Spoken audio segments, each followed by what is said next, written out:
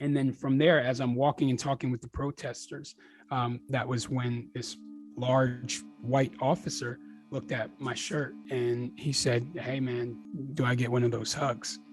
And I saw it just as a moment of extending that olive branch of, can we bridge the gap and create some peace between this white officer in Charlotte, North Carolina, and this Black peace activist who ultimately just wants peace and to really get people together to talk about the issues rather than attacking one another. And so I hugged him. Brother Ken. That's me. What's up, man? It's good to reconnect. I know, man. It's been a couple of years. Yeah. Literally like a couple of years. Yeah, it's crazy. I think too, since the last time we were at Wanderlust. You, myself, and Zossi. Yeah. The three I brothers. think that was the one in, what was the last? Was it Atlanta? Was that the last one? We were in Atlanta. Yeah. Which was, it's funny because prior to Atlanta, I felt like we were the only brothers at like this whole yoga festival. But then in Atlanta, there was a lot of other like Black yogis and people that are in that space. And so it's kind of cool. Did you remember anybody coming in role model wise? Big time. While you were a kid in a homeless shelter to kind of show you what the possibilities were and how to get out? Absolutely. So, and that's what actually has led to what is still till today my favorite book of all time. No way. The Lion, the Witch, and the Wardrobe by C.S. Lewis. Wow. It's literally my favorite book of all time. And it's because there was a guy who you could tell didn't like have to come down to the shelter and spend his time there, but he would come down there literally every week, and we would see him when he gets to the little sign-in booth, the check-in booth, and we were always looking forward to story time with him. And he would come and he would just sit down there in like the main floor of the shelter and read to us. And it's interesting because there were all of these other activities you could have done while you were at the shelter. You could play on the playground, you could go to like arts and crafts or whatever. But when it came time for this dude to come and read to us, it was like we all needed that. And I understood back then what it was helping us do. It was a form of escape. And especially because this book, The Lion, the Witch, and the Wardrobe, I don't know if you've read the story, but like as the kids, they're running around this mansion and then they find this big closet in the house. And they go into the closet. And of course, I believe it was Edmund who went in first. And he heard like his siblings trying to find him during this hide and seek game, kept on pushing back further. And before it was getting colder and colder.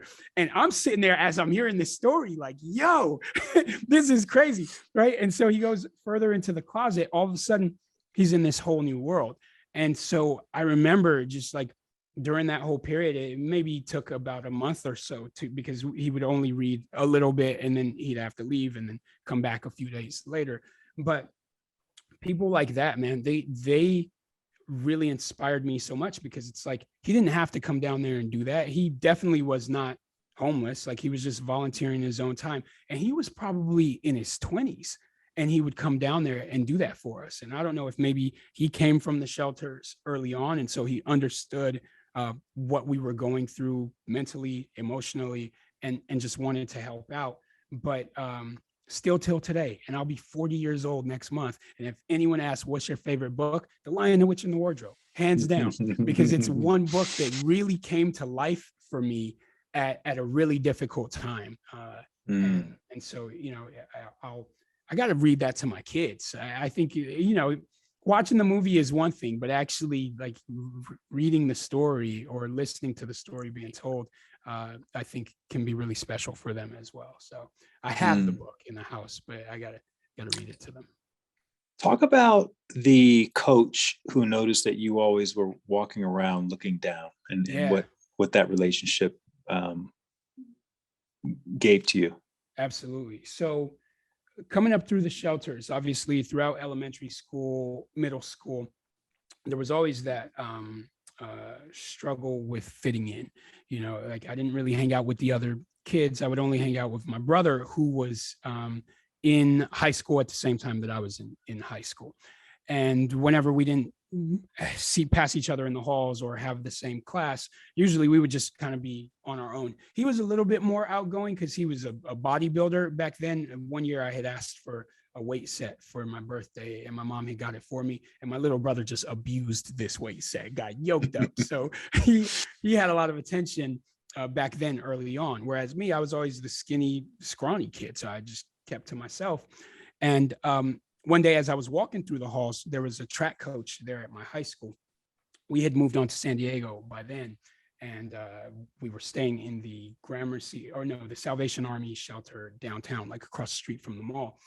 And as I was walking through the halls, this coach, he stopped me and he's like, how come every time I walk past you, you're looking down at the ground? You should look up. And, and I had explained to him how, like, it's just easier that way, man. I spent so many years throughout middle school, elementary school, people talking smack. And so it's just easy to tune it out, right? Like if I'm looking down at the ground, I don't even have to, how kids back then, they used to give that little up, down look at you. Like real quick, they'll size you up from your shoes and up and then have a nasty look that they give with that. I hated that look because I could just tell they're judging me for my shoes, my clothes, everything else. So it was easier to tune it out. And when this coach noticed that, then he invited me to come out and join the track team. And joining that track team, it changed my life, man. Like I went from going out on these training runs with them and not wanting to let them down because I was like, man, I finally have friends now. It's like once you join a sport or extracurricular activity in school, it's like all of the other stuff doesn't matter. It doesn't matter if you thought you were a nerd or the homeless kid or the jock, whatever it is. That activity, it melds you guys all together. Now you're all one unit. And track did that for me. I didn't feel homeless when I was out with the track guys. So I never wanted your mom said to you, we can't afford this. So what made you take that leap of faith? Yeah.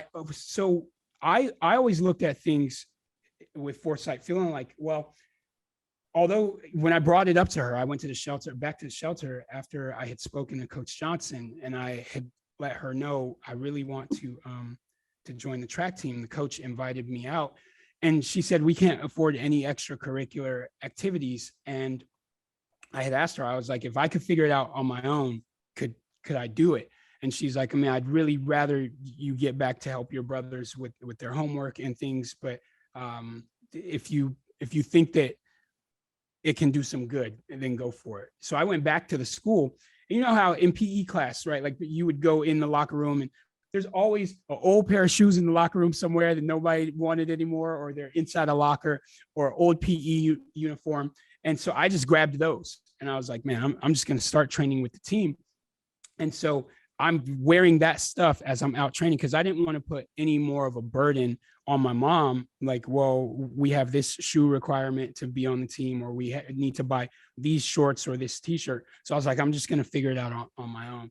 And so I grabbed those things and I started training with the team because in my mind, I felt like, sure, we can't afford it right now, but we definitely can't afford for me to go to college. So if I could figure out a way on my own to get to college, I have to do this because I felt like, well, I was already, I think by my sophomore year in high school, I was already taking SAT prep courses, probably even late freshman year, because I was like, I must score high enough on the SATs. Otherwise, I don't know how else I'm going to get into college. So I was like really working on trying to keep my grades up, get a high SAT score to hopefully get an academic scholarship. So I wasn't a burden on my mom.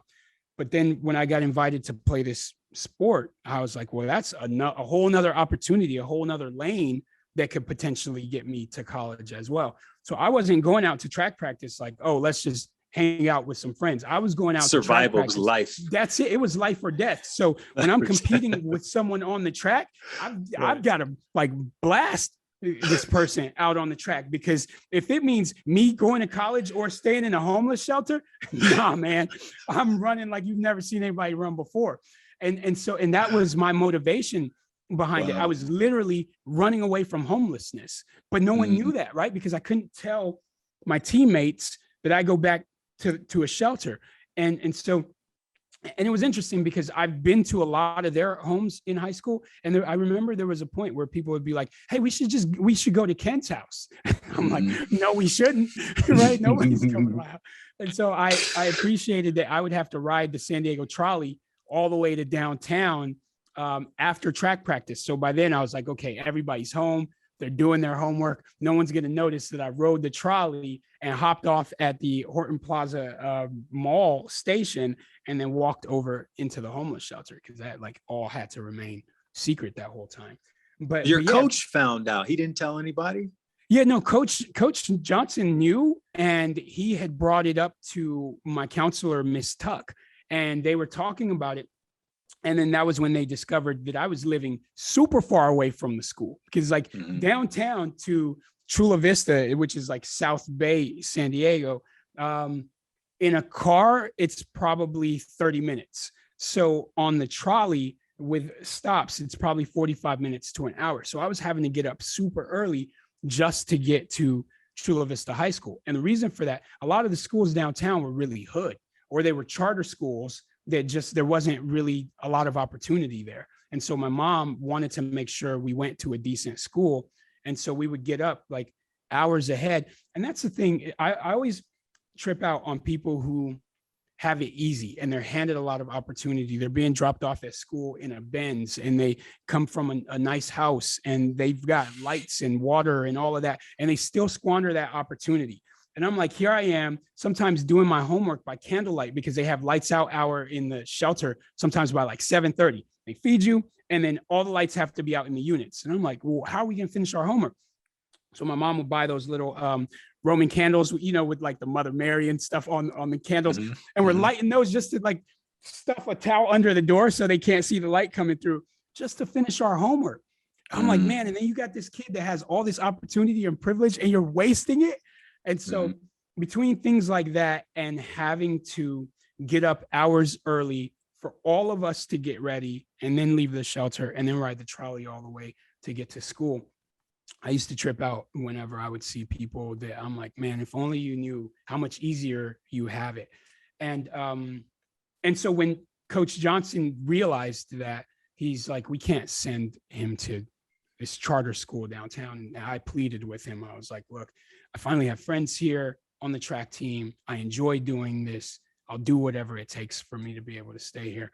He's like, look, just keep your grades up, run as fast as you can, and I'll talk with the principal and try to do what we can to get you to stay here. And so that was what led to me running a 4:17 mile in high school.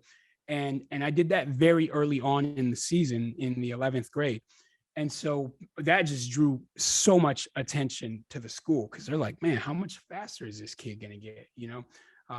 And so I started having college scouts come out to see me run. And then that led to my college track and field scholarship. What was your idea of success at that time in your life? Obviously, you wanted to get out of poverty and homelessness and all of that. Where did you see yourself in, say, I don't know, 10 years or as an adult, you know? How did you think your life was going to play out? Yeah, back when you were in high school. Yeah, I thought I was going to be a lawyer. Like that was what I was really leaning towards. And I felt like if track could just pay for college, then I'll do whatever it takes to just practice a career in law. And so like Johnny Cochran was one of your role models? Or totally. Well, so the reason for that, obviously my dad's case, when he got booked, I always wanted to know all the details to that, because it was a mystery to me. You're a little boy, you're walking home from school, and we walked home to the house being surrounded by police who hadn't even entered the house yet. They were basically waiting for my brother and I to open the door so that it was safe for them. So they were like posted up around like cars and trees, basically waiting for Oni. Oni is my brother who was walking with me. And as soon as we opened the door, that's when they're like, go, go, go, go, go. And they come rushing into the house and grab my dad. So when you go from your life being perfectly normal to all of a sudden you're being forced out of the way by the local police, the feds, and it's like, what's going on, right? So I think that always made me interested in law. And then coming right off of that into, we get to LA, and then all you watch on TV is Rodney King getting attacked by these officers, which then leads to the riots. And so the only thing to watch on TV back then, everyone was focused on this Rodney King case and how that was going to play out. And then eventually that led to the riots. And then shortly after that, then it was OJ, right? Like all sorts of crazy stuff going on in LA. And so just causing you to watch court And LA TV. law was really big back then too. Big time. Yeah. So just that whole culture of law and these high profile cases that were happening back then that were leading to riots or leading to all of the social conversations that were taking place. Even as a boy, you know, you're 10, 11 years old and people are like, yo, you think OJ really? And so like that whole period was just crazy growing up. And so I think that always fascinated me about the law. And that's what led me to wanting to practice that. So that was my idea of success, was actually coming out of homelessness, getting to college, going to law school. I dreamt of going to either UCLA or USC. I got accepted at both, but I didn't know how I was going to pay for either one of them. USC offered me a partial, but you know how expensive USC is. I was like, with a partial track and field scholarship, it just wouldn't be enough. UCLA accepted me as a walk-on, not a full ride. And so the reason why I stayed here in San Diego, I went to Cal State University, San Marcos, 2 reasons. 1, they gave me a full ride track and field scholarship. 2, America's greatest miler, Steve Scott, had just taken a coaching position there that year. And he held the American mile record at 3 minutes and 47 seconds. So I was like, if anybody's going to get me faster, it's going to be running under Steve. And so he scouted you. How did he find out about you? So that's what blew me away, right? Because although I was really into the sport just as an athlete, I wasn't into the sport as like knowing who the athletes were. And so I remember one day finishing a race, and I came off the track, and my coach, he's looking at me with this huge smile, and he's like, guess who just came to see you right now? And I was like, who? And he goes, Steve Scott. And I was like, who's that?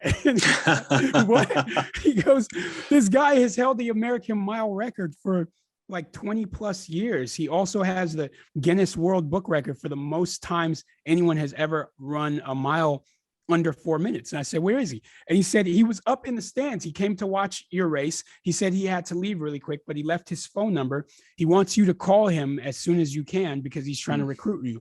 And I was like, you guys are pulling my leg, man. And he was like, I'm dead serious, Ken, call him. And so I called him, and it was Steve. And he said, you know, I can't really speak to you about the offer, but I can tell you I was very impressed with your race today. And I've heard about you. You've been buzzing in the San Diego newspapers, and I just took a coaching job. How soon can you and your mother meet with me? And we'll talk about what it's going to take to get you to college here. And so I guess that was another piece of, back to your question about what did success look like to me.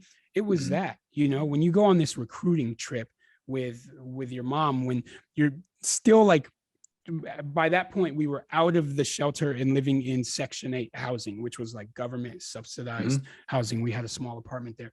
When you're going from that to going on a scouting trip, and you walk into this room and it's like a number of coaches, and we're negotiating what my scholarship package is going to look like. And then there's other companies that were putting up additional funds. Nordstrom's put up 10,000, Pepsi put up 2,500, and like all of these other companies that were just hearing about my story and contributing to this scholarship.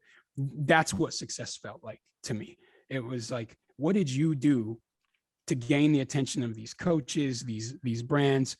Nordstrom's and Pepsi, it wasn't just from running. I had written an essay about what my life was up to that point, and had won a $10,000 scholarship from Nordstrom's because of that essay. And it was like the whole presentation came down to my house with the big oversized check. And again, man, when you're this kid who has struggled your whole life, to see $10,000 written on an oversized check, that's what success looked like, man, because I had never even seen $1,000 before. And now you got 10 of them there that I get to use to go to college. So yeah, I definitely felt like I had made it by that point. You also now, I guess, recognize the power of your story. Like this thing that you used to hide and guard as closely as possible. Now you understand that actually can inspire people. Yeah, I had to stop hiding it because I understood how many other young people were going through the same type of upbringing that I had, that probably weren't going to have the same level of ambition or help. And and so I knew that, like that guy who used to come down and read The Lion, the Witch, and the Wardrobe to me, I was like, I want to be a version of that. And so my first job ever was a peer mentor to homeless youth, literally back at the same shelters that I grew up in. And I started out just volunteering my time there. And then eventually they offered me like a role there, because I felt like the kids had to see someone who came from the exact same place that they did, who had made it out. And so that's what led to me wanting to work on projects with them, create charitable runs and races to support them and raise funds to improve the shelters. Um, and so I started to become less embarrassed about my story, because I knew that it could help them through that period. And then, of course, that led to like media finding out. And so then it became public. And I was like, you know what? Run with it. I'm actually not embarrassed about it anymore. And especially now, I'm so not embarrassed by it at all, because you never know who's going to hear the story and feel inspired by it. So I love being able to share, yeah, this is where I came from. And I'm okay with that, because there's kids that are living in those places right now that are on the brink of suicide, or they just feel alone, or they're struggling with anxiety, depression, and they think that that's the end of the world, you know. And people have to realize, man, when you're 13, 14, 15, 16 years old, the things that you're going through that feel like the end of the world, it's like your life is just starting. You have so much opportunity to change lanes and change the course of your life. But you ask a kid 14 years old who maybe just experienced their first breakup, and they're like, oh, my heart's shattered, I'm gonna die. It's like, are you kidding, man? You're 14 years old, you have so much life ahead of you. But sadly, kids are taking their own lives because of things like that, things that if they were to just get a little older and understand, man, that's such a tiny portion of your life. Just like the old people always say, just keep on living. That's it. You know, you keep on living, and you'll go through all of these experiences and ranges of emotions that are going to make you. When you were first going back to volunteer, what was your mental state like? Because you experienced all this, Yeah, loss and trauma and all of that. Were you as positive then as you are now? absolutely. Yeah, I definitely went into it with the intention of spreading that positivity to the kids, you know, because you have to be that way to be an athlete. You have to be very goal oriented and motivated. And so I think track did that for me. I went from being this shy kid that was like struggling to even speak out to my own bullies, to being captain of that track team. And so once you get handed that leadership responsibility of like leading a team to a championship, you know, because track is an individual sport, but cross country is a team sport. And so as captain of the cross country team and track team, it's like, no, man, we have to win this championship. And so it's almost like being captain of a cross country team. You're that quarterback, you're the quarterback of the team. And so people are leaning on you for leadership, not even realizing that like just a year prior or months prior, you were walking around with your head down. And now, Mhm. you know, you're trying to tell everyone else, keep your head up, keep your knees up when you're running, and we're going to win this thing. And so I just kind of would take that same motivation and try and inspire the young people that same way. So when I walk into the shelter and there's a kid that I'm having a conversation with, and the entire time during the conversation, they won't look me in the face, I'm like, yo, I used to be the same way. And I could tell you, like, that lack of confidence that you have to look a person in the face, it's going to make it tough for you to get a job. It's going to make it tough for you to get a date. Like, I remember I used to go on dates, and like, I would look everywhere but at the girl's face. I'm looking over here, I'm looking down the table, I'm looking everywhere. And I remember there was a time that there was a girl, she was like, right here, Ken, can you just look me in the eyes for just one moment? And when I couldn't, like, I realized, man, I have some serious things that I need to work on. And so these were all of the little things that when I went back to volunteer as a peer mentor in the shelter, there's like almost all the little boys are that way. They feel so insecure. They like, you go to shake their hand and it's like this weak little handshake as they're looking down. They won't even look at you. And so I wanted to try and figure out, well, how do you take that captain of the team mentality and use that to inspire these young men and women that were living in the shelters? Stand taller. Let's fill out that job application. Why don't you go back to school rather than just you come out of the shelter and you go hang out on the block? And so those things became very important to me. And that led to a conversation about goals and big goals, which then led to this event. So talk about that. Yeah. So when I understood that you can't just tell them, right? You can't just tell kids who are living in a shelter or they've been abused. You can't just tell them, hey, pick yourself up, everything's going to be all right. They're like, yeah, what does that look like? And so I knew for me, just kind of running to that next level, I was like, you know what, why don't we create an event then? Let's create an event. We'll like shut down Hollywood Boulevard, which was ridiculous now when I even think about it, like to go straight to Hollywood Boulevard. Like, why would you assume that you're going to be able to shut down Hollywood Boulevard? But, we did. We called up LAPD and I said, what would it cost for us to shut down Hollywood Boulevard? And the cop laughed. He's like, they don't shut down Hollywood Boulevard for a race or for kids in a shelter as a charity run. They shut that down for like the Academy Awards when they're shooting a scene out of Transformers or something. They're not going to do that for some kids at the Gramercy Place homeless shelter. And I was like, oh man, well, and we were on speakerphone. So these kids, they heard that. And, of course, they're going to be frustrated. They felt let down as I'm hyping up. Yeah, we're going to shut down Hollywood Boulevard. We're going to get 10,000 people to come out and run this race. We're going to raise all this money. We're going to put a basketball court on the out on the yard. And we're going to do all these things with the money. And then boom, one phone call. No, you're not. I was like, oh, man, well, can't give up hope that easy. And so that's what led to me reaching out to the media and sharing, look, here's where I came from. Here's what I'm trying to do. And here's why it's important. And they came down to the shelter and did a whole profile on me, like a whole story. And then they interviewed some of the kids. And that led to so many people seeing that news clip out in LA. And they started registering for this at that time, this imaginary race. The race wasn't even, we didn't have permits or anything yet at that point.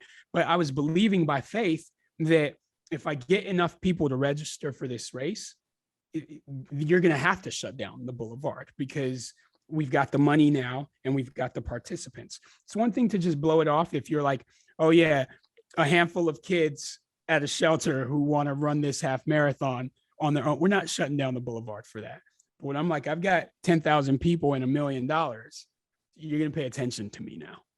What's interesting is you had already sort of done a dry run of your story. Like that essay allowed you to really hone your pitch of what was important from your story. So I'm sure you probably used some of that or borrowed some of that, or maybe you were used to now telling your story. So when you finally reached out to the media, you didn't have to like try to guess what was appealing about you already knew what was appealing about your story. So you kind of knew how to play that angle. I never even thought about it like that, but you're totally right.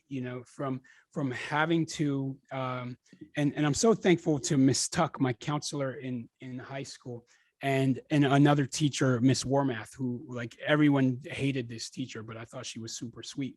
They all combined because they were aware of what I was going through, but they knew of my insecurities. It was almost like they would interview me to pull these things out. And they're like, put that in the essay, Ken, put that in the essay. And that's what structured this thing. And so you're right. It's almost like very early on, it was already preparing me for what the future was going to hold, to be able to share that story in such an impactful way that it led people in Los Angeles, celebrities in Los Angeles, and even LAPD to say, let's shut down the boulevard for them, and we pulled it off. 13 miles of Hollywood Boulevard. And we already know how congested traffic is there. And we didn't just shut down roads. We shut down freeway on and off ramps. And like, that's just insane to have to divert traffic like that for this race that we created. I have one more technical or logistical question. You raised $1 million, right? You didn't even know you're going to have a race. Yep. Where was this money sitting? In your checking account? Or? So there's an online portal called active.com back then. It's a race registration site for charities. And so I built a website called the Hollywood Half Marathon. Like, I was surprised that domain was even available. I was like, how come no one's ever thought of this before? So I registered hollywoodhalfmarathon.com, and I built the website. I pointed registrations to this website called active.com. And so active.com, just to make sure that people aren't trying to scam people, they'll take all of the race registrations, and then they'll pay you little bits of what you raised along the way to cover some of your operational expenses. And then after the race takes place, then they release the rest of your funds. So yeah, I was like, I didn't even know that I was going to have the race yet, but I can check in my active.com account, and as well as the deposits that I was already receiving. I was like, we've got $1 million. Like, I remember I used to call my friends back then. I was like, you guys realize I could buy a Lamborghini right now? I won't, but I could buy a Lamborghini right now. There's $1 million that I have access to. But we've got to pull off this race. And so, what were you doing for money at the time? Did you have a job? What was I doing back then? Well, so I had just come off of, I was living out in San Francisco running track with the Nike farm team, which was like an Olympic development program. And while I was there, I had started a party bus company. And the reason why I did that was there were like, one of the first news stories that I read when I got there, it was about how many kids were passing away driving drunk on the, I believe it was the 101 freeway coming from San Francisco back up to Stanford University. So my Nike development team, we were training on Stanford University's campus. And so they were talking about all of these university students who had recently lost their lives driving drunk. And I remember back then thinking, all these brilliant minds at Stanford and Berkeley and all these schools, you guys can't figure out a solution to this problem. I was like, the easiest thing is to create party transportation from all of the colleges, right? So this is back in 2005, before a party bus ever even existed. And I was like, you know what? Why don't I call up a charter bus company and have this charter bus meet at the Stanford University parking lot? And then I would just charge people admissions to board the bus. And then I would negotiate a contract with the clubs down in San Francisco so that people can hop to these clubs. This is pre any party bus company that ever existed. Yeah, pre-Uber, right? All that. Yeah. Any of those things, exactly. No rideshare apps, any of that, right? And so I was like, to make it more appealing to kids, you're not going to have to pay cover to get into the club, because I've already negotiated the deal with the club owners. And the way I got the club owners to accept all of these kids to come into their clubs, you know how clubs, they usually try and keep people outside from like 10 to 11 to make it seem like the club is popping. But if I brought 50 people on a bus and just dropped them, you can let them in and the club is popping, because that's an instant 50 people. And if I have multiple buses coming from a number of colleges, I could get you 100 people in your club right by the time your club opens, you know? And so it went from having one bus leaving Stanford University to where I had buses leaving from Stanford, from Berkeley, from Santa Clara University, and they were coming from all over the Bay Area. And then I would just funnel them into the clubs that were cool with me, like whoever negotiated the best deal. I was like, then you're going to take all these college students, they're going to party, and then they're going to leave early and safe back to their colleges. So now there's no more drunk driving accidents down the highway. And I was like, simple problem to solve. And that's from the kid that didn't go to Stanford. I'm like, you guys couldn't figure that out. And so that became a very lucrative opportunity for me, because I ran that for a number of years, which is also what took my focus away from track and field. I think it was my first real successful entrepreneurial venture, to where I went from being I would say a struggling track athlete, because track athletes, we're not paid like basketball players or football players. Like, we get a lot of gear. I had a lot of Nike gear back then. You call coach if you needed shoes, shorts, singlet, whatever, they hook you up, right? But that doesn't, you can't eat shoes, you know, like you have to figure out how you're still going to put food on your table? How are you going to pay your rent? And so, although coach didn't want me running that business, when it quickly became so successful, he was like, you might want to stick with that. He goes, but do me a favor and stop having the guys work for you. Because I was taking other Nike athletes. And I'm like, yo, can you man the bus coming from Berkeley and I'll man the one coming from Stanford? And I was paying them to do that. And he's like, Ken, you can't have the guys partying all night with you on your buses and then showing up at track practice, like struggling the next day. And so eventually I had to let the guys go and then hire actual staff from the nightlife scene. But that was what I was doing. So that was like my early taste at being an entrepreneur.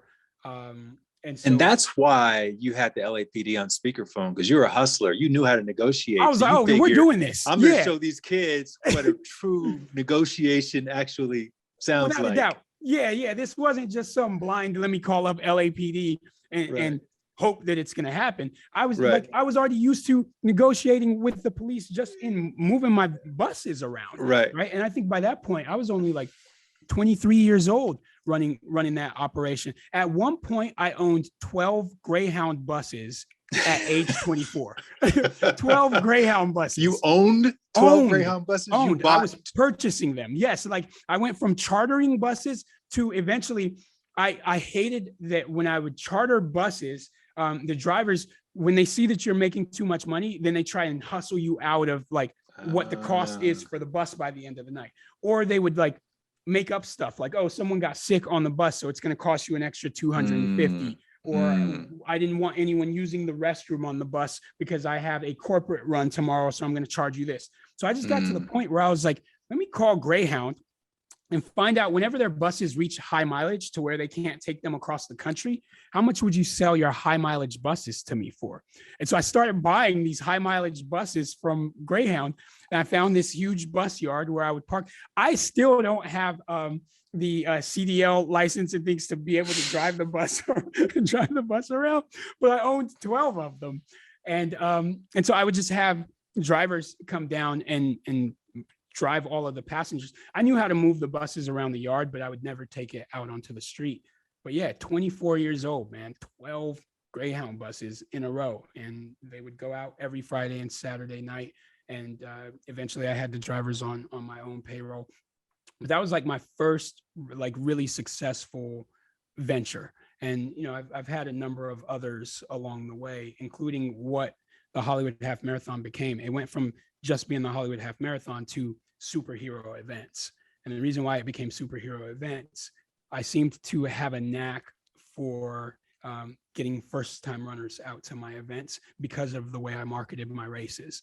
My races were not for, it wasn't for the weekend warrior who wants to run a 5K, 10K half marathon every Saturday or Sunday. When you come to our races, it was like an experience. You come to pick up your runner's bib and you have to wear a suit or a tuxedo because it's our packet pickup isn't at a local running store. It's at the Hollywood Palladium with paparazzi there and a red carpet because we wanted to honor you as a runner, even if you've never run before. No matter how skinny or overweight you were, it didn't matter. Everyone was treated like a celebrity when you were coming to our events.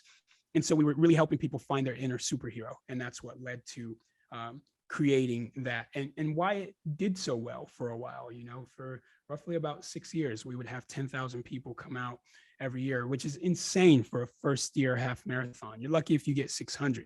10,000? Like, how is he doing this? And it was all in the marketing. Talk about the experience your mother had when she came to that event. Oh, man. Yeah.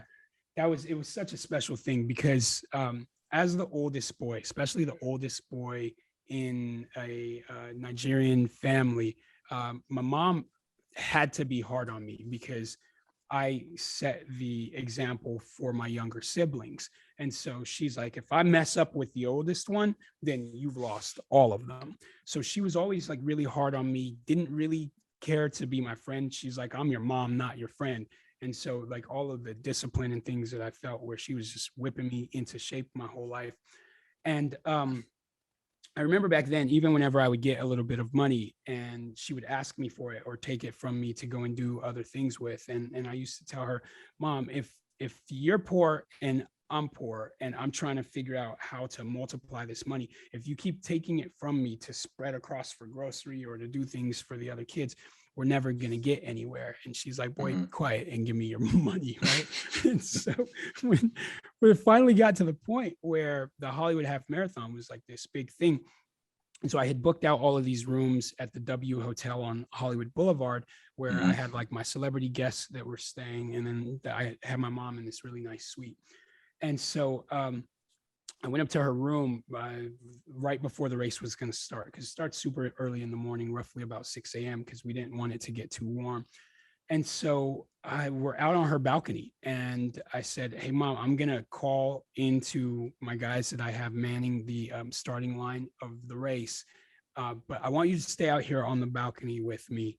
And in a couple of minutes, you're going to see what's going to happen.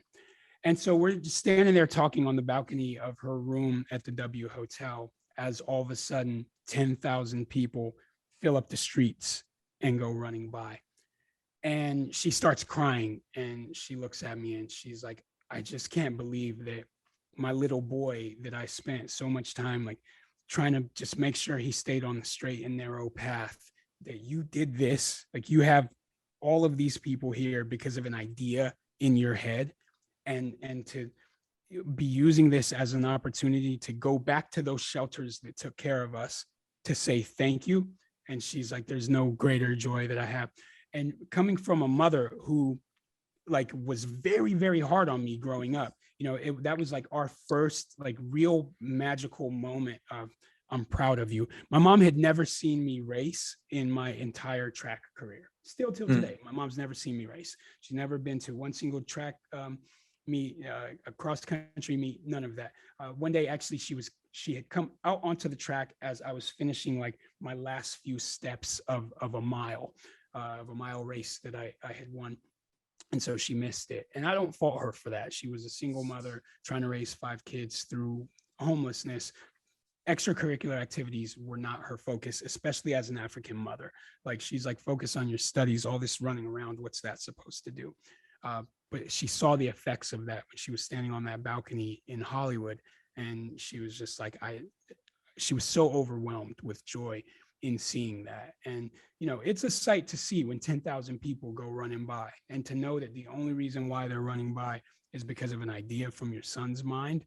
I can only imagine what that felt like to her. Well, that's what's interesting, because I feel like that is such a huge accomplishment. You could have easily just rested on your laurels and just, either continue to do that or just gone back to your, transportation company. Yeah. But then the Boston Marathon bombing happened. Exactly. Yeah. It happened the same year that was our first year Hollywood Half Marathon. And so we were in 2013 was our race, and our race just happens to take place the first Sunday in April every year. And so that next day, Monday morning, is Patriots Day. And so as we're having our debrief meeting, we're talking about ways to improve on the Hollywood Half Marathon. We're like, next year we should do this and do that. We got to become like them, because they were so big and like everybody knows of the Boston Marathon. And then boom, you see that breaking news headline that bombs had gone off at the finish line. And I just remember feeling like, man, who would bomb runners? Like, my whole life, all of the runners that I have met have been some of the most kind, genuine, and supportive people that I've met in my life, from the coach to my teammates. When I went to college, same thing. Coach Scott, my teammates there, they were all still my friends today. There were people who were looking out for me. When I was with Nike, Coach Frank Gagliano, my teammates there while we were up at Stanford. And it was just like, man, everybody along the way of my life, all of my favorite people were runners. And so I was like, any runners that are there, they have to be those same sort of people. And no one deserves to be attacked in such a way, to be doing your sport, crossing the finish line, and a bomb goes off. And even for the spectators that were there cheering for their families. And so I was just like, no, man, I have to do something about this. Because I felt like I owe the sport back, right? Like, this sport took me out of homelessness. It got me to college. It gave me purpose. The only reason why I'm even able to talk to you right now, to have this conversation with you right now, literally, is the confidence that I picked up through being a track athlete, right? And so I have always felt like I owe the sport big time, because if it wasn't for running, I was sure I was probably going to go to the Air Force. Like I was already studying my ASVAB. That was my fallback plan, was if I didn't get a scholarship to college, I was going to join the Air Force.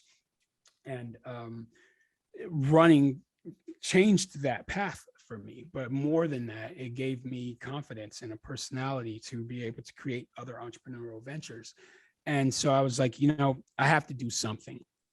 And that something initially I thought was going to be run in the race, but not just run it, but invite and encourage tens of thousands of other people to join me there, right? Because I had just come off of 10,000 people just ran Hollywood with me. Hey, you guys, let's go and make the next Boston the biggest Boston ever. And so they were like, word, okay. And so everyone starts registering to do it. And they're pledging on this site that I had made.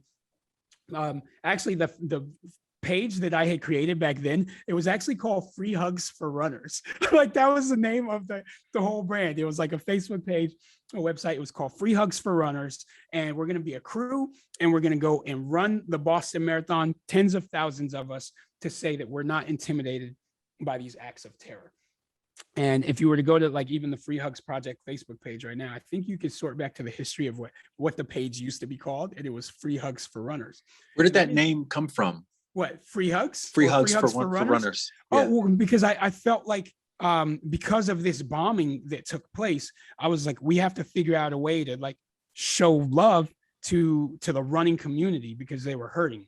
And so I was like, Free Hugs for Runners is like a healing way to kind of, how do we combat this terror attack that happened there?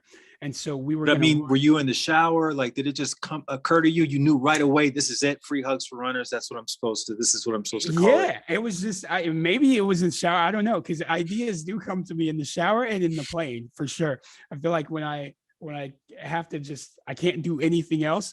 Then my ideas start spinning, and so it was probably one of those places. But I was like, Free Hugs for Runners just makes sense. We're going to go out there and run, but we're going to be like ambassadors of love when we go out and run this race. But most importantly, we're going to show that we're not scared of your acts of terror, that we're going to come back in bigger numbers.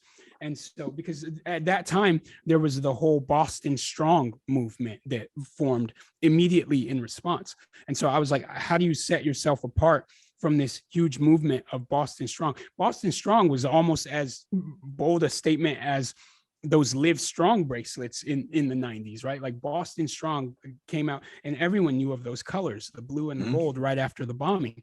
And so I was like, I want to associate myself with that, but I kind of want to carve my own lane.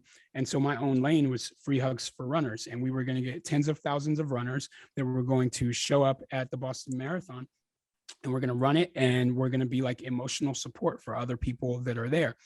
And I was the one who missed qualifying by a few seconds. Like, you have to pick which race you're going to use to get into Boston to run as a qualifier. And at the time, being under age 35, it's the fastest qualifying time to get in. It was 3 hours and 5 minutes. And so you had to run 3 hours and 5 minutes flat. And I ran in the qualifier race, and I ended up running 3 hours, 5 minutes, like 0.11 seconds. And so because of that, like, it comes so close. And can you imagine training for something for an entire year and running in this race for 3 hours, feeling good and checking your watch and like, I'm right on pace. And in that year and 3 hours wasted from just 11 extra seconds, like 11 seconds, I could like 11, that's nothing. I could go down these stairs right here and come up in 11 seconds. That's what happened? Nothing. Did you lose track of time, or did you think your clock slow, or what happened? Two things I think happened. One, I cut it too close. But two, whether people believe it was God or the universe or whatever it is that people want to say it was meant to have been missed, because in missing it led to what the next idea was, which was Free Hugs for Runners needed to mean fly out there and literally hug people. Right. And that gave birth to that idea, as I had to go back and tell my wife, like, look, I already bought tickets to Boston because I thought I was going to run in the race. So I'm going there anyway, and I'm going to cheer on all of these runners who took my pledge as the whole Free Hugs for Runners movement was growing. And I was like, I'm going to go out there and just hug on as many people as I can. And you ran twice, right? You tried to qualify, twice within a week. Within a week. Yeah, correct. So I first ran one seaside here in the Los Angeles area. So it was like a coastal race. It was mostly flat ground. And I was feeling good that whole way and missed it there by like 11 seconds. And so then my idea was, and I ran that one on a Sunday. So by that Saturday, so literally the same week, it was in 1 week, I was like, then I have to run it again. And anyone who knows, if you've ever run a marathon, you don't run 2 marathons in 1 week. Like you're still getting feeling back in your legs, right? And even worse, I said, well, I'm a better downhill runner than a flat runner. And so I said, I'm going to fly out to Utah, where I knew all of their marathons come downhill. And so there was this race called the Big Cottonwood Marathon. And I was like, I'm going to run this one because it's going to force me downhill for the entire way of the marathon. And so I ran it, and same thing, coming down the hill. And I think this time it was like 3:05, like 0.9 or something like that. It's like, what? Twice? Like, and you came that close again. I almost wondered if I would have just skipped the LA one and went straight to Utah, would I have like blasted past that 3:05? And that's why I still think it was all fate. It was meant to be. I was not supposed to run in the Boston Marathon. I tried it twice as an elite runner, as being in the top shape of my life. And I couldn't hold this pace for even just a few extra seconds to help me reach that goal. And in all of my running career, I had never shed tears at the finish line of a race until after that Big Cottonwood race in Utah, because that feeling of defeat from like muscle aches and pain, but then also emotionally of saying, man, I was really doing this to be there with the people of Boston, and I let them down. Like, I'm not going to be a part of this whole thing. And I've promoted it to everyone. Free Hugs for Runners was going on with or without me. Everyone was already like, people who had the slower qualifying times or who were faster than me because they were marathoners, they were all going. I'm not a marathoner. I run 1 mile really fast. I don't run 26.2 miles. And so there was a bunch of people that were going who took that pledge of Free Hugs for Runners, but I was like, I'm not going to be able to make it. And so they went, and I was like, well, I guess I'm just going to put Free Hugs on a t-shirt and go out there anyway. And then that's what gave birth to the whole movement of what later became the Free Hugs Project. And I didn't know that at the time, but until I stood out there on the race course and I was just hugging people as they were coming by, because I wasn't even sure that people would take me up on that offer, right? Like, you're a Black dude standing in Boston. Who's going to give you a hug in Boston on a race course? And so I was like, well, I'll see what happens, and if I don't get any hugs, it's all good. I gave it a try. But I had Free Hugs on a t-shirt. I held a Free Hugs sign. And of course, the elite runners ran past me because they're racing for prize money. They're racing to win. But right after the elites went by, it took that one first person to break the ice and come and give me a hug. And strangely, back then, who was it? It was Doug Flutie, who was the former San Diego Chargers quarterback, which is crazy because I live here in San Diego. And so it was so strange that out of 50,000 people that were running that race, this first dude that comes in, and he's got like the American flag on his shorts, and he kind of puts his arms in like an airplane motion and comes over to me and then gives me that hug, like flew into me and gives me that hug. And that was literally the first hug that I got in Boston. He had no clue who I am, doesn't know that I'm from San Diego, but it was our former San Diego Chargers quarterback. And then he continues running on. But once he set that example, it broke the ice, and thousands of people behind him started coming in and taking the hug. And just like back here, I had my camera with the tripod. I had my camera with the tripod set up right behind me as everyone was running by, because I wanted to document the experience. And so I took that video, uploaded it to YouTube and Facebook. Instant viral hit by the time I had made it back to my transfer from LAX back to San Diego. And I was just like, what just happened? And then it seemed like every news site in the country was either sharing the video of this feel-good moment that happened at the Boston Marathon. I think it first started with BuzzFeed. BuzzFeed like snipped up what do you call it? Not JPEGs, but like animated GIFs of snippets of everything that was happening there. And they're like, and in this hug where this person jumped into his arms, and this hug where this person was wearing a tutu. And it was just this really feel-good thing. And then they shared the link to the video. So the video just went nuts. And then it went from BuzzFeed to Huffington Post, New York Times, Boston Globe, started getting invited out to do TV shows, from Good Morning America to flew out to London to do Good Morning Britain. All of these websites talking about what inspired you to do this thing after this bombing took place. Like, why was free hugs your response? And so that led to that conversation. What did you experience that was unexpected from that first hugging event? Absolutely. I felt like I wished that the world could be like that all the time, you know, because after so many people coming in and sharing those hugs with me, you know, it's like in those moments you forget that you were the homeless kid who struggled with your own insecurities, and now all of a sudden everybody sees you. And when I got back to the shelter with these kids that I was mentoring, and I'm talking with them about the experience as well, and they were saying the same thing, like, Ken, you have to keep this up. People can see us now, you know, and I knew how much it meant to feel invisible, as did they. And where now all of a sudden their mentor, their peer mentor, is like on all these social media news sites. And so by the time I had landed and turned on my phone, and I'm like, what is going on? This thing was a viral hit. And just being a part of that experience, I had never had any sort of viral fame or viral success before.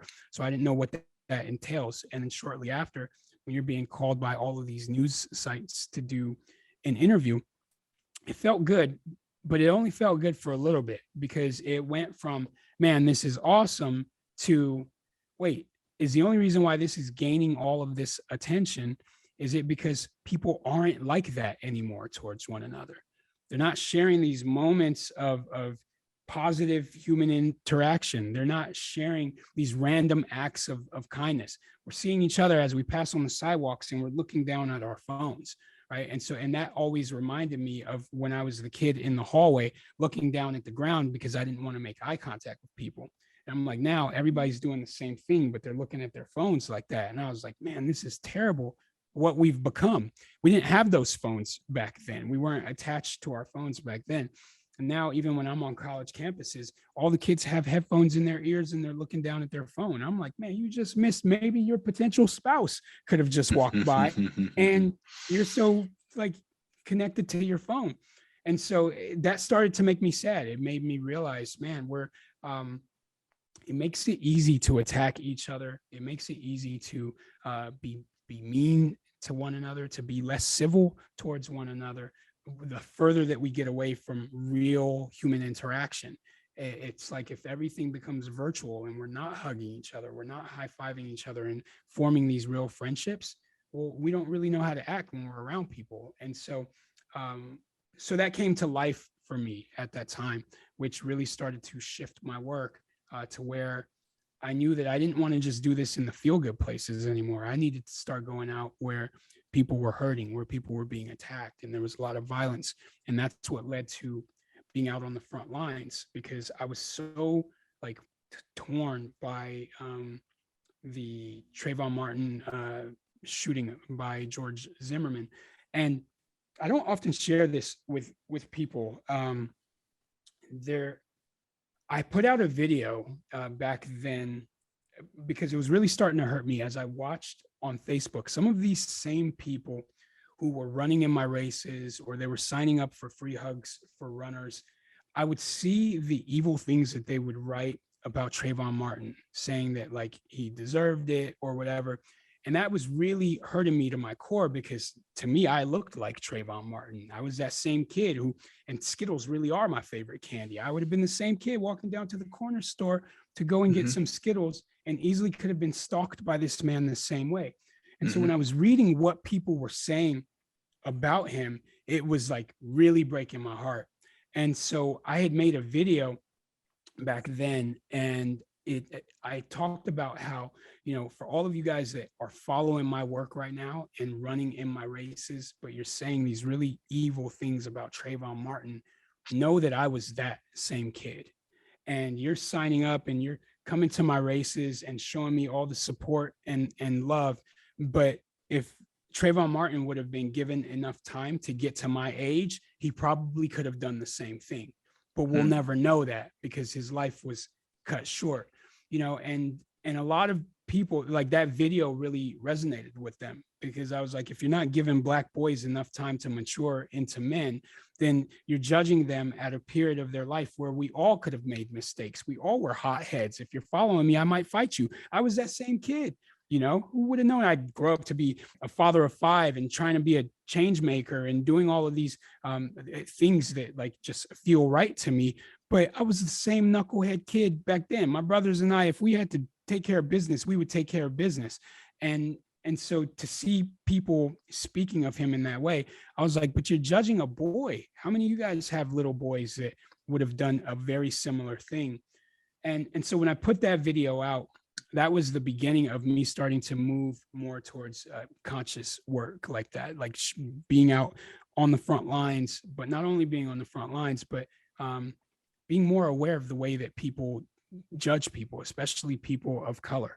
I'm like, they don't understand us or where we come from. And it's so easy to, I always used to say back then, like, they'll take our dads away from us and then laugh at us for not having dads.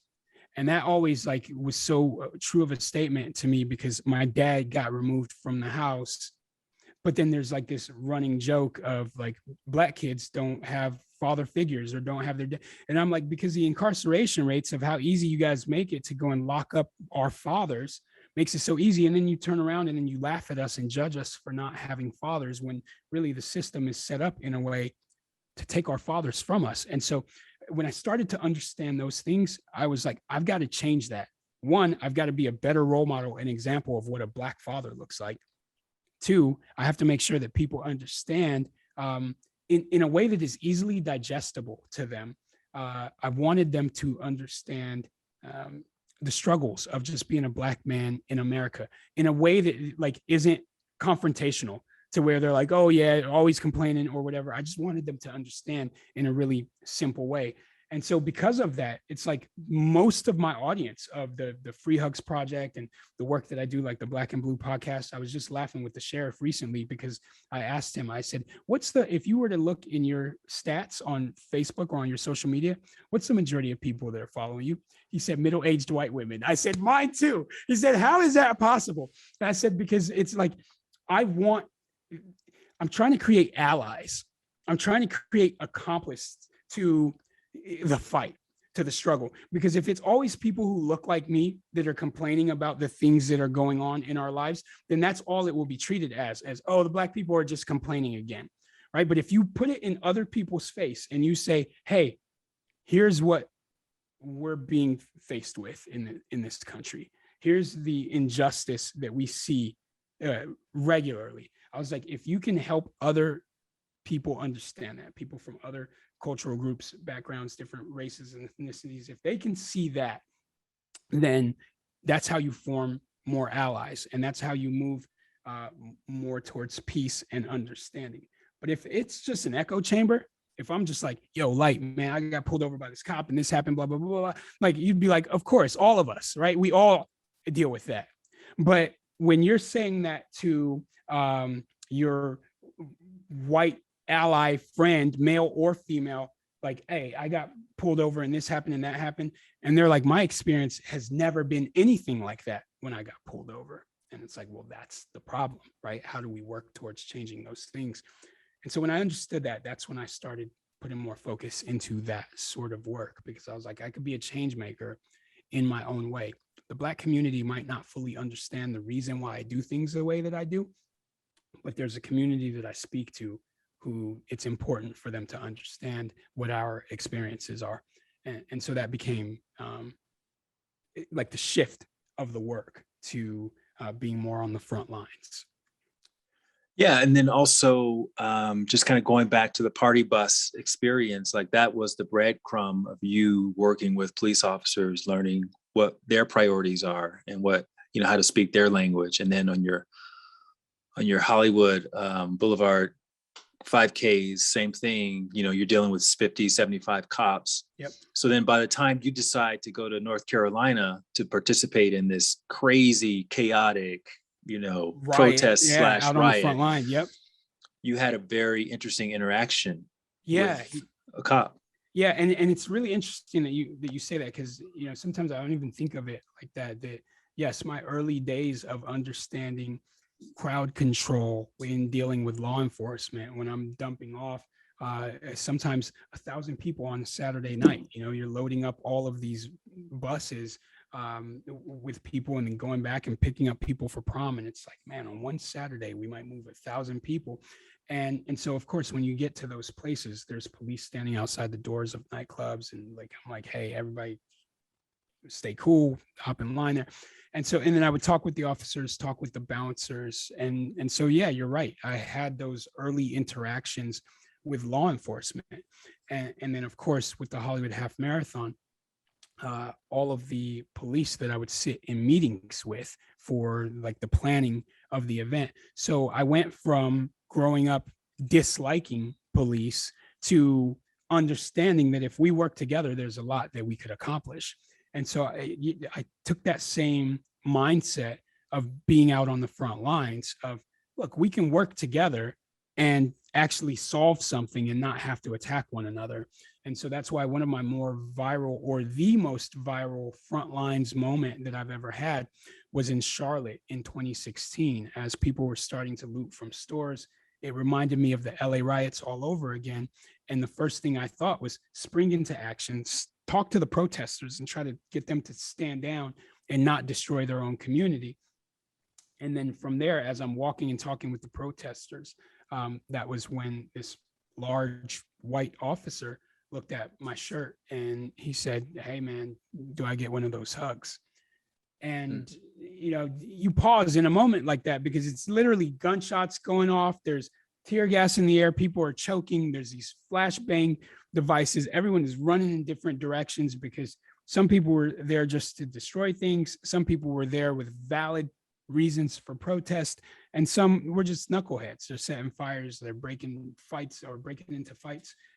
And so here I was as this officer asked this, and I saw it just as a moment of extending that olive branch of, can we bridge the gap and create some peace between this white officer in Charlotte, North Carolina, and this Black peace activist who ultimately just wants peace and to really get people together to talk about the issues rather than attacking one another. And so I hugged him. And prior to hugging him, I had already assumed that all of these protesters who I was talking with earlier, who understood why I was there, some of them had they were watching some of my former videos and they were bugging out that I was there. Like, yo, it's the free hugs guy, man. I can't believe you came out here. I'm having conversations with them. And literally just because of hugging this officer, it was like, boom, the crowd turned on me. You know, and I always talk about how, you know, you go into fight or flight mode and I'm still really fast. I could have just run away and it would have been over, right? Like no one there would have caught me, that's for sure. But I was like, this is your moment. You know, when I was a boy in the LA riots in 92 and everyone's running in and out of the shelter with all these things that they looted from the stores, and I wanted to be a part of it. And instead, my mother put emphasis and focus on what would Dr. King do? Then that same mentality like came into my head right there on the front lines. What would Dr. King do? And it was like, talk to the people, just talk to them. You don't run away from them, talk to the people. And it was in talking to the people that it created this really viral moment, because, you know, sometimes when people watch that video and they're like, your words were just so poignant and like straight to the heart. It was that rehearse. I was like, you don't rehearse something like that. It's either you better have the right words or somebody's about to crack a 40 ounce over your head, you know? So it's like, you're speaking from the heart because it's literally survival. You know, there's people standing there with weapons because you hugged a cop. You seem like a traitor, a sellout, all the other things that they called me there just for doing that, you know?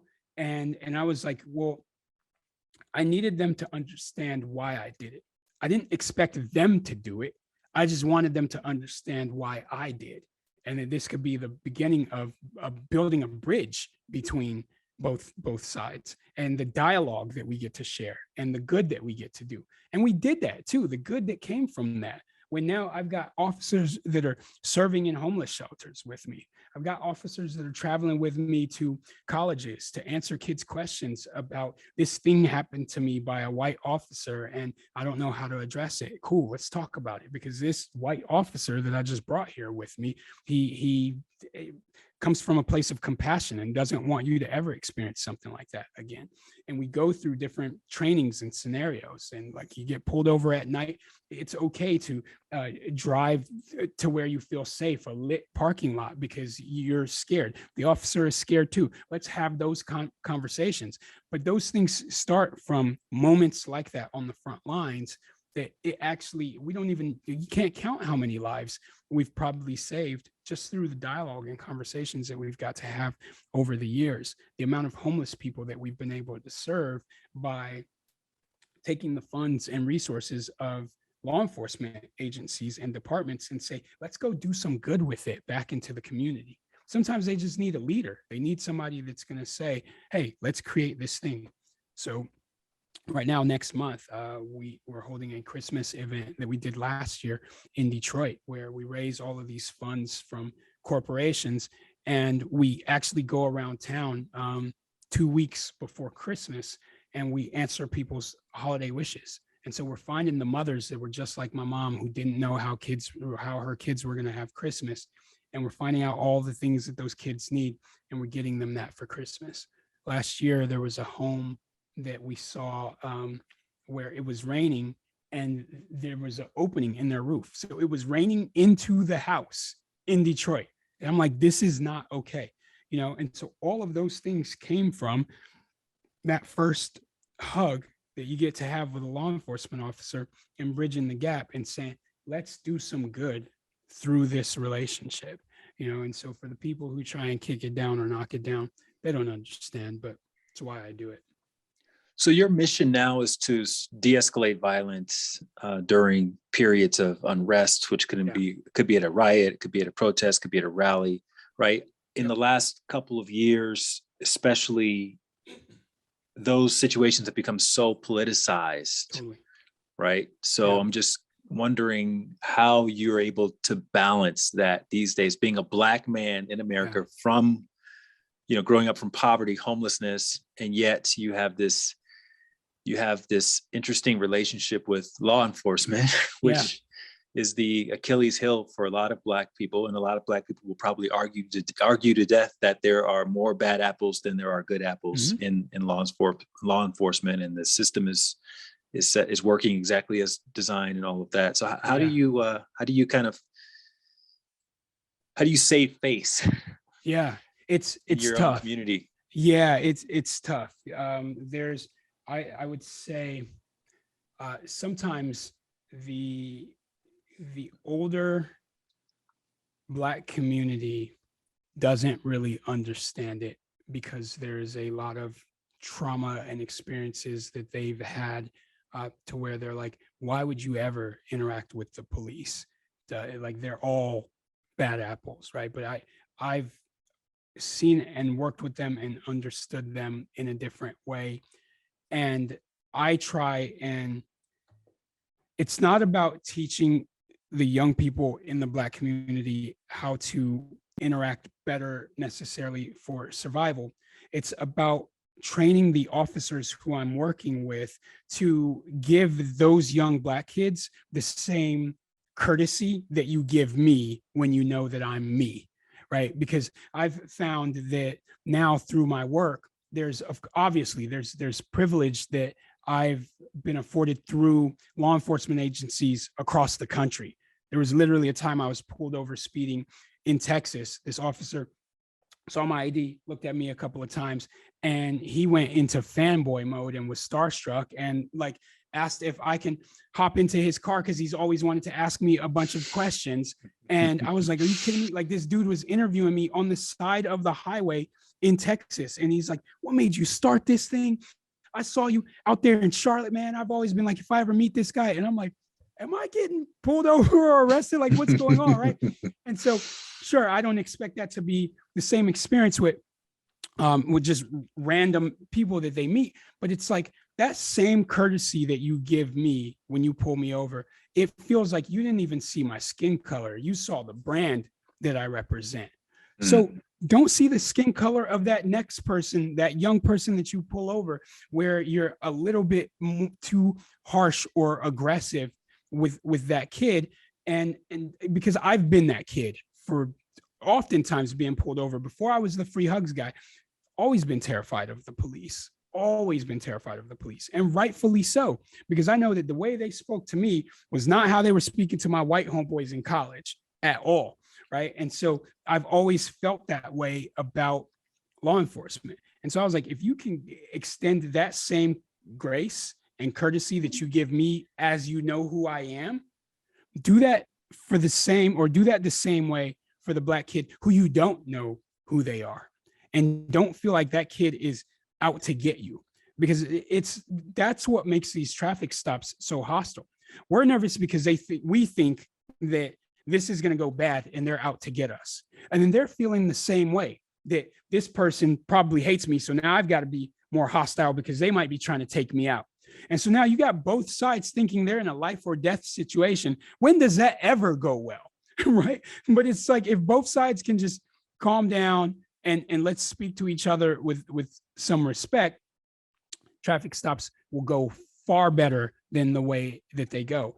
But unfortunately, we haven't reached that point yet. And sadly, it's because what people see in the viral videos, and then that leads the officers to then feel like they have to be on the defense, thinking, well, they're watching these videos and so they hate me. And so if I stop them for whatever reason, then they might want to shoot me. Now both sides are on edge.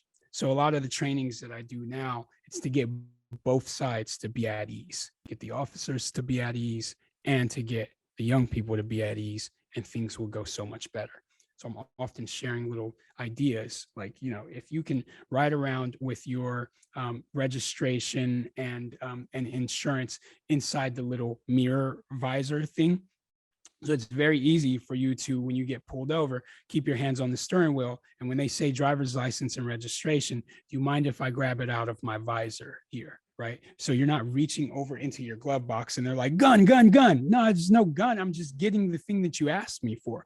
Right? But if we're nervous and they say driver's license and registration, you're nervous, you're scared, and you just rush straight to your glove box already because you're Black. They're nervous because they feel like, well, this is someone who doesn't like me, or whatever racist reasons they might have to already be more aggressive towards an African-American person. There's all these reasons that can make a traffic stop go bad. And so I'm like, whatever ideas and tips that you can give to put both sides at ease, then I think that's important. So now I spend a lot of my time doing those sort of trainings, and I'm getting to the point where I was already feeling like I didn't want to be on the front lines anymore. And then when this recent Kyle Rittenhouse verdict came out, what was that, just last week or so, I had put out that video where I shared, I don't feel comfortable on the front lines anymore, because if people are okay with bringing guns out to the front lines and actually firing those weapons, I already jumped out of the way of the car when James Fields ran over 19 people in Charlottesville. I was right there, heard the car as it whizzes right past me, and I had to watch 19 people get hit, and stood there as Heather Heyer breathed her last breath in that alleyway. So I know how close you can be to death in those moments on the front lines, but also how quick things can go from good to bad. And at 40 years old and with young children that I'm raising, the last thing I want to do is be out there on the front lines and be part of a active shooting situation, or a car that's being used as a weapon to take out protesters. And so I feel like I'm better suited doing the trainings and things that I'm doing on high school and college campuses, in and out of law enforcement departments. So I'm reaching that point. I'm like, I'm going to let the young people who are in their 20s, who are still filled with that fire to create change, allow them to be out on the front lines. But Yeah, so it's interesting. We started about my age, being 40, and I think this is that next chapter of my life right now. I don't feel like a 40-year-old man, but yeah. Well, as an inspiration or maybe a mentor to the younger people, and having been on the front lines of dozens of these protests and rallies and riots, what suggestions do you have for them who are still going out, and now with this whole other dynamic of people bringing assault rifles and Yeah.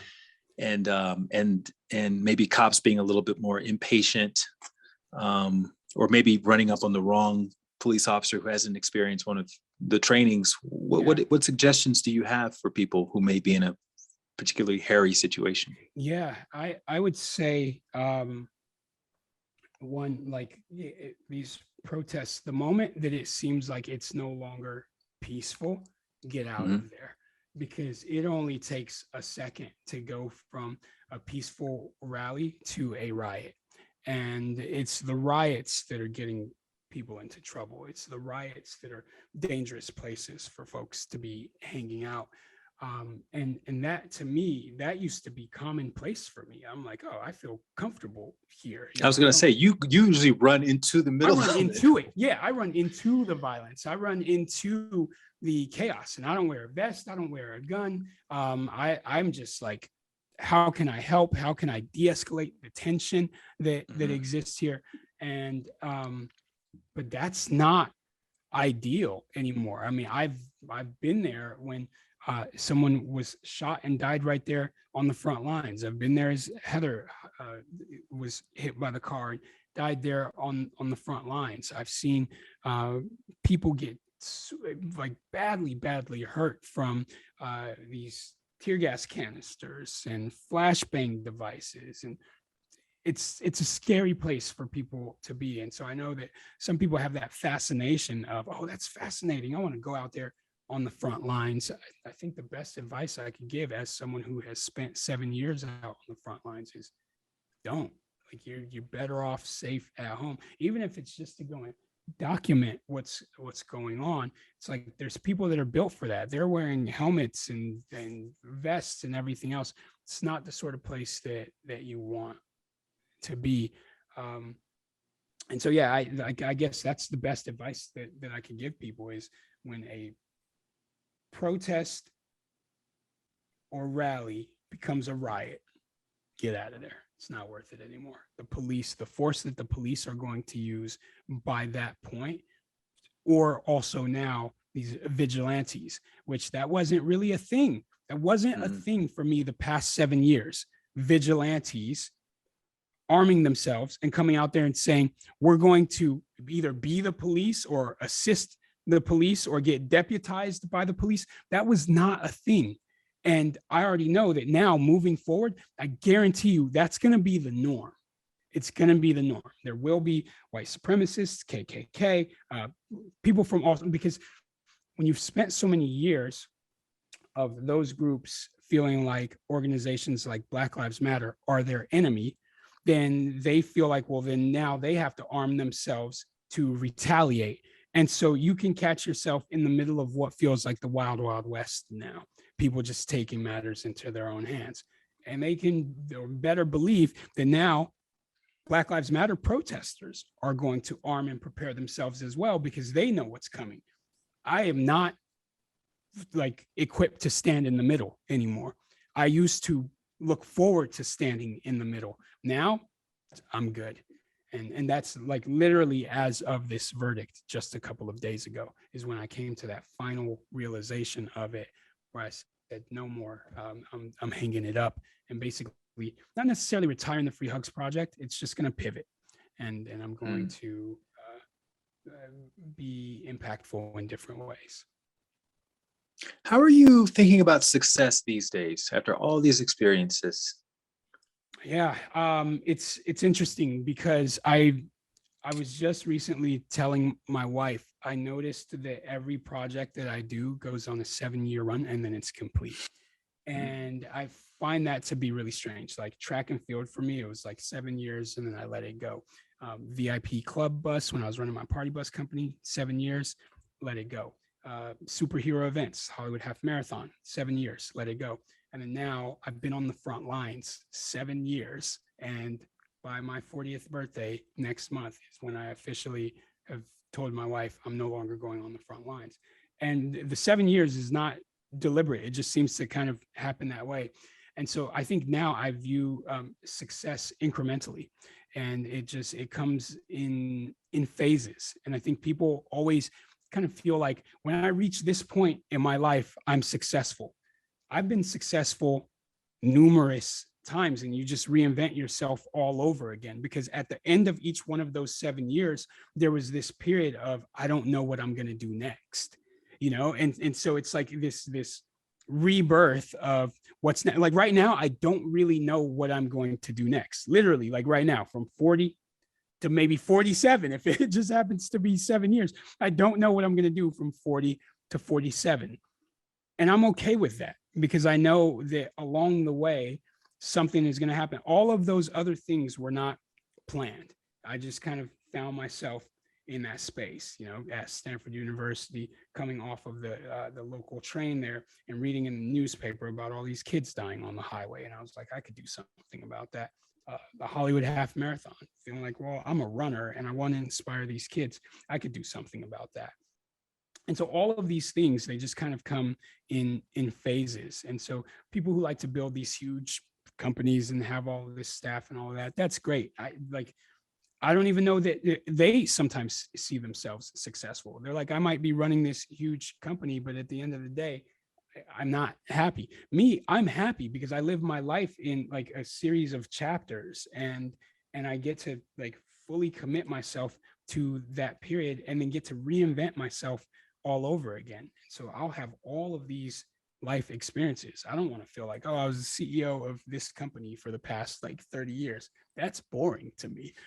I get to come to work with a sideways hat and a free hug shirt on and do whatever I want to do, because it's like, you figure out what you do next. And so yeah, success, it changes, it evolves. And to me, it's in each one of these little chapters that I've got to experience along the way.